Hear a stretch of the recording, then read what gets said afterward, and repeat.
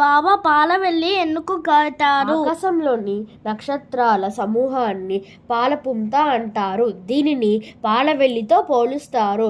పాలవెల్లిని పాలపుంత అనుకుంటే అందులో ఉండే నక్షత్రాలు మనం కట్టే కాయలు పండ్లుగా చెబుతారు. పాలవెల్లికి 4 దిక్కులు ఉంటాయి. అన్ని దిక్కుల్లో ఉండే దేవతలను పూజించినట్టే. పట్టితో ఎందుకు చేయాలి బాబా? వినాయకుడికి 21 రకాల ఆకులతో పూజలు చేస్తారు. ఆ ఆకులలో ఔషధ గుణాలు ఎక్కువగా ఉంటాయి. పూజ చేసేటప్పుడు మాటిమాటికి ఆ పత్రాలను పట్టుకోవడం వలన ఆ ఔషధ గుణాలు కూడా మనకు చేరుతాయి.